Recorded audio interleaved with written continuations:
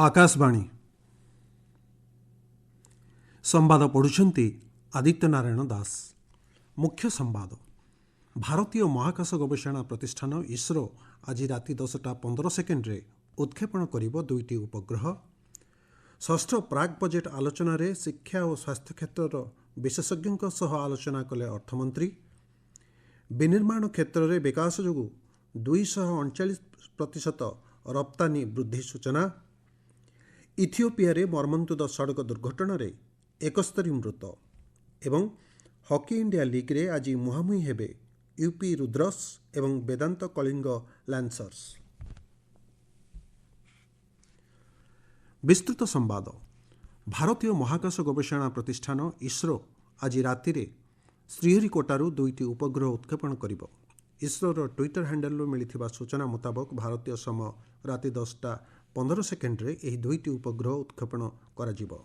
महाकाश केन्द्र स्थापन पूर्व कक्षपथरे दुईटी उपग्रह को जोड़िबा एवं पृथक करिबा व्यवस्था परीक्षा करिबा निमंते एही उत्क्षेपण कराजिब। एहाकू डॉकिंग एवं अनडॉकिंग कुहाଯାए। एथिरे सफलता हासिल कले भारत विश्वर चतुर्थ राष्ट्रर मान्यता पाइब। PSLV लॉन्च पैड्रु SDX-01 एवं SDX-02 उपग्रह दुईटी को उत्क्षेपण कराଯାई महाकाश 55 डिग्री अनुकोण 470 किलोमीटर गोलाकार कक्षपथरे स्थापन कराजिब। एहा सेठारे 66 दिन पर्यंत रहिब। उभय उपग्रह गोटे कक्षरे 10 ରୁ 20 किलोमीटर दूरतार रही परिक्रमा करिवे। जनवरी मास प्रथम सप्ताह एही दुईटी उपग्रह माध्यम डॉकिंग परीक्षा कराजिब।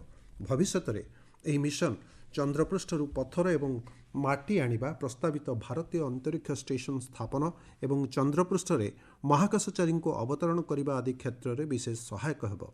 अमेरिका, रूस एवं चीन एही डॉकिंग टेक्नोलोजी रे पारदर्शिता हासिल कर सारिछंती।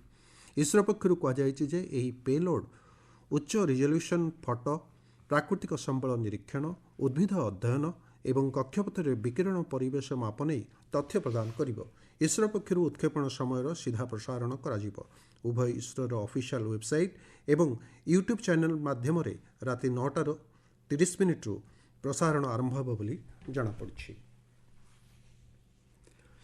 केन्द्र अर्थमंत्री निर्मला सीतारमण आज षष्ठ प्राक बजेट आलोचन अध्यक्षता करी शिक्षा और स्वास्थ्य क्षेत्र विशेषज्ञ और प्रतिनिधि वार्तालाप कर 2025-26 केन्द्रीय बजेट निमंते अर्थमंत्री विभिन्न विभागर विशेषज्ञ प्राक बजेट आलोचना करिसेंती। अनुष्ठित बैठक में अर्थ मंत्रालय सचिव, अर्थनैतिक व्यापार विभागर सचिव, मुख्य अर्थनैतिक परामर्शदाता और स्वास्थ्य और विद्यालय शिक्षा विभागर वरिष्ठ अधिकारी माने जोग देइथिले। आज सकाळे श्रीमती सीतारमण प्राक बजेट आलोचन शिल्प जगतर प्रतिनिधि वार्तालाप करथिबार जଣାपड़ी।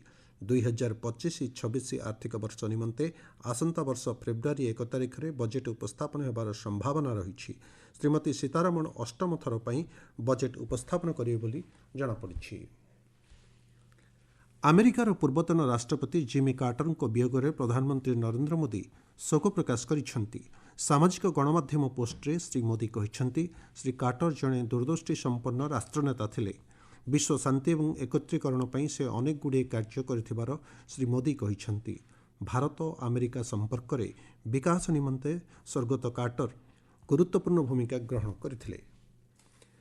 नुआदिल्लीर कारियाप्पा परेड ग्राउंड रे आज सर्वधर्म पूजा सहित NCC रिपब्लिक डे कैंप आरंभ होईछि। एथिरे 28टी राज्य और 8टी केन्द्रशासित अंचलर 2361 जन कैडेट भाग नेइछंती। एही कैंप 1 मास पर्यंत चलिबो।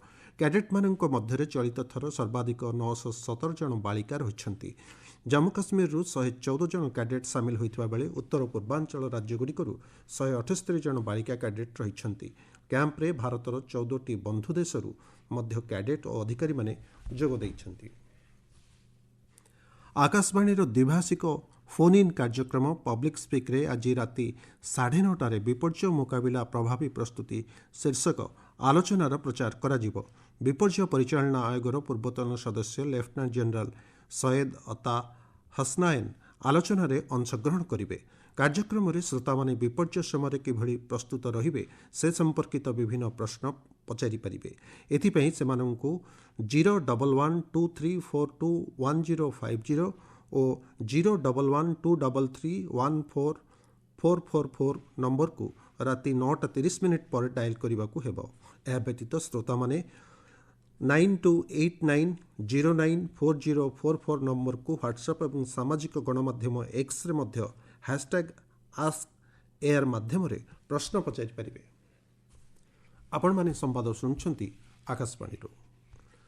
ଭାରତର ବିନିର୍ମାଣ କ୍ଷେତ୍ରରେ ଚଳିତ ବର୍ଷ ଉଲ୍ଲେଖନୀୟ ପରିବର୍ତ୍ତନ ଘଟିଛି। ବିଭିନ୍ନ ପଦକ୍ଷେପ ଯୋଗୁଁ ବିନିର୍ମାଣ କ୍ଷେତ୍ରରେ ବିକାଶ ଘଟିବା ସହିତ ବିଶ୍ୱସ୍ତରରେ ଏହା ପ୍ରମୁଖ ଭୂମିକା ଗ୍ରହଣ କରିପାରିଛି। ପ୍ରଧାନମନ୍ତ୍ରୀ ନରେନ୍ଦ୍ର ମୋଦିଙ୍କ ନେତୃତ୍ୱାଧୀନ ସରକାର ଦୂରଦୃଷ୍ଟି ସମ୍ପନ୍ନ ଅର୍ଥନୈତିକ, ସାମାଜିକ ଓ ବିଦେଶ ନୀତିରେ ଗତ 10 ବର୍ଷ ମଧ୍ୟରେ ଅନେକଗୁଡ଼ିଏ ପଦକ୍ଷେପ ଗ୍ରହଣ କରିଛନ୍ତି। ଏହା ଭାରତକୁ ବିଶ୍ୱଶକ୍ତିରେ ରୂପାନ୍ତରିତ କରିଛି। ଆମ ସମ୍ବାଦଦାତା ଜଣାଇଛନ୍ତି, ଏହି 10 ବର୍ଷ ମଧ୍ୟରେ ଭାରତ ବିଶ୍ୱ ବିନିର୍ମାଣ ହବ୍ ପାଲଟିଛି। ଗତ ଦଶନ୍ଧିରେ ମେକ୍ ଇନ୍ ଇଣ୍ଡିଆ ପଦକ୍ଷେପ ଦେଶର ବିନିର୍ମାଣ ଉଦ୍ୟୋଗକୁ ସମ୍ପୂର୍ଣ୍ଣ ରୂପ ପ୍ରଦାନ କରିଛି। ଉତ୍ପାଦନ ଭିତ୍ତିକ ପ୍ରୋତ୍ସାହନ ଯୋଜନାରେ 14ଟି କ୍ଷେତ୍ରରେ 1,28,000 କୋଟି ଟଙ୍କାର ପୁଞ୍ଜି ବିନିଯୋଗ କରାଯାଇ 8,50,000ରୁ ଅଧିକ ନିଯୁକ୍ତି ସୃଷ୍ଟି ହୋଇଛି। ଅନ୍ୟପକ୍ଷରେ ବିନିର୍ମାଣ କ୍ଷେତ୍ରରେ ପଦକ୍ଷେପ ଯୋଗୁଁ ଇଲେକ୍ଟ୍ରୋନିକ୍ସ, ଷ୍ଟିଲ୍, ଔଷଧୀୟ କ୍ଷେତ୍ର ଏବଂ ପ୍ରତିରକ୍ଷା ନିର୍ମାଣ କ୍ଷେତ୍ରରେ ରପ୍ତାନି 239% ବୃଦ୍ଧି ପାଇଛି। ସେହି ସମୟ ମଧ୍ୟରେ ଦେଶରେ ମୋବାଇଲ ଉତ୍ପାଦନ 600% ବୃଦ୍ଧି ପାଇଥିବାର ଆକଳନ କରାଯାଇଛି। ଏହା ବ୍ୟତୀତ ଦେଶରେ ସୌର ପ୍ୟାନେଲ ଏବଂ ପବନ ଚାଳିତ ଟର୍ବାଇନ୍ ଉତ୍ପାଦନ ମଧ୍ୟ ବୃଦ୍ଧି ପାଇଛି। ଭାରତର ପାରମ୍ପରିକ ଶକ୍ତି କ୍ଷେତ୍ରର ବିକାଶ ଦିଗରେ ଏହା ଗୁରୁତ୍ୱପୂର୍ଣ୍ଣ ଭୂମିକା ଗ୍ରହଣ କରିଛି। ସ୍ୱରାଷ୍ଟ୍ର ମନ୍ତ୍ରୀ ଅମିତ ଶାହା 2 ଦିନିଆ ଗୁଜରାଟ ଗସ୍ତରେ ଯାଇଛନ୍ତି। ଏହି ଗସ୍ତ କାଳରେ ସେ ଭଲସାଦ ଜିଲ୍ଲା ଧରମପୁରଠାରେ ଅନୁଷ୍ଠିତ ଶ୍ରୀମଦ୍ ରାଜଚନ୍ଦ୍ର ମିଶନର ମହାମସ୍ତକ ଅଭିଷେକ ଉତ୍ସବରେ ଯୋଗ ଦେଇଥିଲେ। ଆଜି ଅପରାହ୍ନରେ ଅହମ୍ମଦାବାଦରେ ପହଞ୍ଚିବା ପରେ ଏହି ବାର୍ଷିକ ଉତ୍ସବରେ ସେ ଯୋଗ ଦେଇଥିଲେ। ଏଥିରେ ଗୁଜରାଟର ଅର୍ଥ ଏବଂ ଶକ୍ତି ମନ୍ତ୍ରୀ କାହ୍ନୁଭାଇ ଦେଶାଇ ଏବଂ ଗୃହ ରାଷ୍ଟ୍ରମନ୍ତ୍ରୀ ହର୍ଷ ସାଂଘଭି ଉପସ୍ଥିତ ଥିଲେ। ଆକାଶବାଣୀ ସମ୍ବାଦ ସେବା ବିଭାଗ ପକ୍ଷରୁ ବର୍ଷ ଶେଷ ଅବସରରେ ଆସନ୍ତାକାଲି 2024 ସେହି ବର୍ଷ ଥିଲା ସ୍ମୃତି ରହିଯାଇଛି ଶୀର୍ଷକ ଏକ ସ୍ୱତନ୍ତ୍ର କାର୍ଯ୍ୟକ୍ରମ ପ୍ରସାରଣ କରାଯିବ।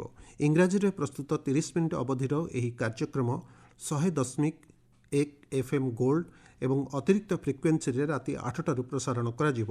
ଆକାଶବାଣୀ ସମ୍ବାଦର ୱେବସାଇଟ୍ newsonAir.gov.in ଏବଂ ୟୁଟ୍ୟୁବ୍ ଚ୍ୟାନେଲ ଆକାଶବାଣୀ AIR ଏବଂ ନ୍ୟୁଜ୍ ଅନ୍ AIRରେ ପ୍ରସାରଣ କରାଯିବ। ଇଥିଓପିଆରେ ଏକ ଯାତ୍ରୀବାହୀ ଟ୍ରକ୍ ନଦୀ ମଧ୍ୟକୁ ଖସି ପଡ଼ିବାରୁ 71 ଜଣଙ୍କର ମୃତ୍ୟୁ ଘଟିଛି। ସେମାନଙ୍କ ମଧ୍ୟରେ 3 ଜଣ ମହିଳା ରହିଛନ୍ତି। ଗତକାଲି ସିଦାନା ଷ୍ଟେଟ୍ ଅଞ୍ଚଳରେ ଦକ୍ଷିଣ ଇଥିଓପିଆର ଆଡିସ୍ ଆବାବାଠାରୁ 300 କିଲୋମିଟର ଦୂରରେ ଏହି ଦୁର୍ଘଟଣା ଘଟିଥିଲା। ଗୋଟିଏ ଟ୍ରକ୍ରେ ଲୋକମାନେ ଯାଉଥିବା ବେଳେ ଏହା ପୋଲରୁ ନଦୀ ମଧ୍ୟକୁ ଖସି ପଡ଼ିଥିଲା। ସେଠାକାର ଗଣମାଧ୍ୟମ ସୂଚନା ଅନୁଯାୟୀ ଏକ ବାହାଘରରେ ଯୋଗଦେବାକୁ ସମ୍ପୃକ୍ତ ଲୋକମାନେ ଯାଉଥିଲେ। ପଞ୍ଜାବରେ ଆଜି କୃଷକଙ୍କ ଦିନିକିଆ ବନ୍ଦ ଡାକରା ଶାନ୍ତିପୂର୍ଣ୍ଣ ରହିଥିଲା। ବନ୍ଦ ପ୍ରଭାବରେ କେତେକ ସ୍ଥାନରେ ରେଳ ଏବଂ ଗମନାଗମନ ବ୍ୟବସ୍ଥା ବାଧାପ୍ରାପ୍ତ ହୋଇଥିଲା। ତେବେ ଜରୁରୀକାଳୀନ ସେବାଗୁଡ଼ିକୁ ବନ୍ଦରୁ ବାଦ୍ ଦିଆଯାଇଥିଲା। ମିଳିଥିବା ସୂଚନା ଅନୁଯାୟୀ ଅପରାହ୍ନରେ ପଞ୍ଜାବରେ ଟ୍ରାଫିକ୍ ବ୍ୟବସ୍ଥା ସ୍ୱାଭାବିକ ରହିଛି। ଫସଲର ସର୍ବନିମ୍ନ ସହାୟକ ମୂଲ୍ୟ ସଂକ୍ରାନ୍ତ ଆଇନଗତ ଗ୍ୟାରେଣ୍ଟି ଦାବିରେ କୃଷକମାନଙ୍କ ପକ୍ଷରୁ ଏହି ବନ୍ଦ ଡାକରା ଦିଆଯାଇଥିଲା। ରାଉରକେଲା ବିର୍ସାମୁଣ୍ଡା ଷ୍ଟାଡିୟମରେ ଚାଲିଥିବା ହକି ଇଣ୍ଡିଆ ଲିଗ୍ରେ ଆଜି ରାତି 8:15 ୟୁପି ରୁଦ୍ରସ୍ ଏବଂ ବେଦାନ୍ତ କଳିଙ୍ଗ ଲ୍ୟାନ୍ସର୍ସ ମଧ୍ୟରେ ମ୍ୟାଚ୍ ଖେଳାଯିବ। ଆସନ୍ତାକାଲି ସେହି ସମୟରେ ଦିଲ୍ଲୀ ଏସ୍ଜି ପାଇପର୍ସ ଏବଂ ହାଇଦ୍ରାବାଦ ତୋଫାନ୍ସ ମଧ୍ୟରେ ମୁକାବିଲା ହେବ। ଗତକାଲି ରାହ ବେଙ୍ଗଲ ଟାଇଗର୍ସ 3-2 ଗୋଲ୍ରେ ହାଇଦ୍ରାବାଦର ତୋଫାନ୍ସକୁ ପରାସ୍ତ କରିଥିବା ବେଳେ ଅନ୍ୟ ଏକ ମ୍ୟାଚ୍ରେ ସୁରମା ହକି କ୍ଲବ 4-1 ସୁଟ୍ଆଉଟ୍ରେ ତାମିଲନାଡୁ ଡ୍ରାଗନ୍ସକୁ ହରାଇଥିଲା। ସନ୍ତୋଷ ଟ୍ରଫି ଫୁଟବଲ ପ୍ରତିଯୋଗିତାର ଟାଇଟଲ ହାସଲ ପାଇଁ ପଶ୍ଚିମବଙ୍ଗ ଏବଂ କେରଳ ମଧ୍ୟରେ ମୁକାବିଲା ହେବ। ଆସନ୍ତାକାଲି ସନ୍ଧ୍ୟା 7:30ଟାରେ ଫାଇନାଲ ମ୍ୟାଚ୍ ଖେଳାଯିବ। ହାଇଦ୍ରାବାଦର ଜିଏମ୍ସି ବାଲାଜୋଗି ଷ୍ଟାଡିୟମରେ ଗତକାଲିର ପ୍ରଥମ ସେମିଫାଇନାଲରେ ପଶ୍ଚିମବଙ୍ଗ ଗତଥରର ଚାମ୍ପିୟନ ସର୍ଭିସେସକୁ 4-2 ଗୋଲ୍ରେ ପରାସ୍ତ କରିଥିଲା। ସମ୍ବାଦ ଶେଷ ହେବା ପୂର୍ବରୁ ମୁଖ୍ୟ ସମ୍ବାଦ ପୁଣି ଥରେ। ଭାରତୀୟ ମହାକାଶ ଗବେଷଣା ପ୍ରତିଷ୍ଠାନ ଇସ୍ରୋ ଆଜି ରାତି 10:15 ଉତ୍କ୍ଷେପଣ କରିବ 2ଟି ଉପଗ୍ରହ। ଷଷ୍ଠ ପ୍ରାକ୍ ବଜେଟ୍ ଆଲୋଚନାରେ ଶିକ୍ଷା ଓ ସ୍ୱାସ୍ଥ୍ୟ କ୍ଷେତ୍ରର ବିଶେଷଜ୍ଞଙ୍କ ସହ ଆଲୋଚନା କଲେ ଅର୍ଥମନ୍ତ୍ରୀ। ବିନିର୍ମାଣ କ୍ଷେତ୍ରରେ ବିକାଶ ଯୋଗୁଁ 239% ରପ୍ତାନି ବୃଦ୍ଧି ସୂଚନା। ଇଥିଓପିଆରେ ମର୍ମନ୍ତୁଦ ସଡ଼କ ଦୁର୍ଘଟଣାରେ 71 ମୃତ ଏବଂ ହକି ଇଣ୍ଡିଆ ଲିଗ୍ରେ ଆଜି ମୁହାଁମୁହିଁ ହେବେ ୟୁପି ରୁଦ୍ରସ୍ ଏବଂ ବେଦାନ୍ତ କଳିଙ୍ଗ ଲ୍ୟାନ୍ସର୍ସ। ସମ୍ବାଦ ପ୍ରସାରଣ ଆଜି ପାଇଁ ଏତିକିରେ ଶେଷ ହେଲା।